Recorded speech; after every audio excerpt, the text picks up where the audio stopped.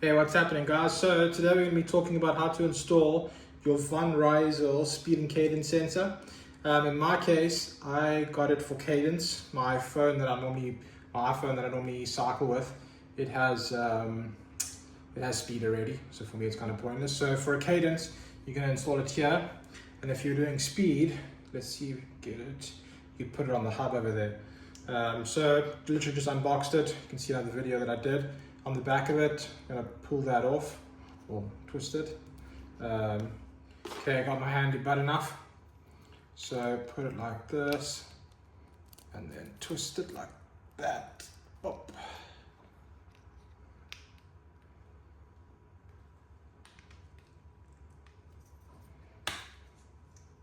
Have to give it a little bit of a hit to get it out. And there we go, got it. So in here, I'm going to remove this plastic thing, boom, and then put it straight back. So put it on unlock mode, like that.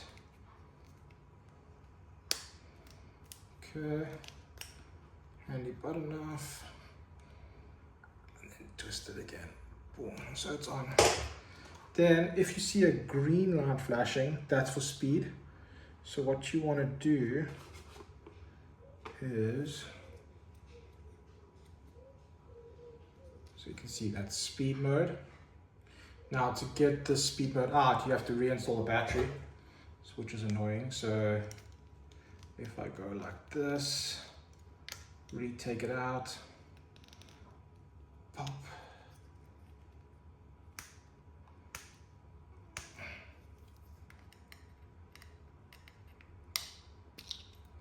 Boom. Okay, that's out. And this time, when we put it back, we should see it flashes red, which basically means that it's in cadence mode. So again, there, pop, and then twist. And there, cadence mode, you can see it's flashing red.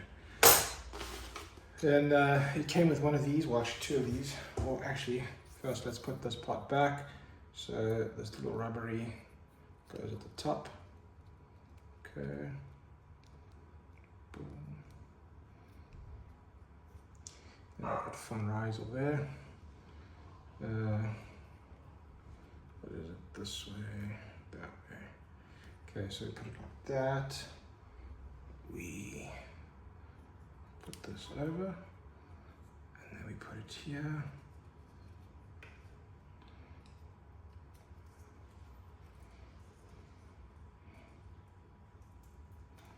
Pop.